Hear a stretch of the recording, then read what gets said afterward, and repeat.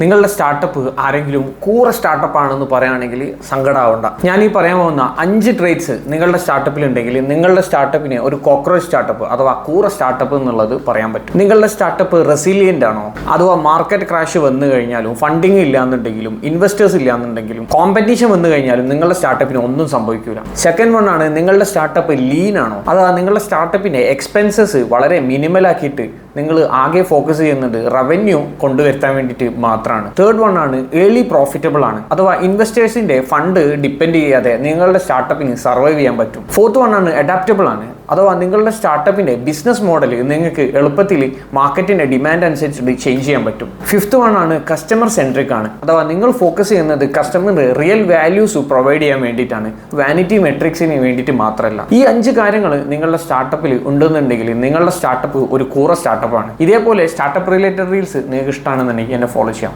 Thank you.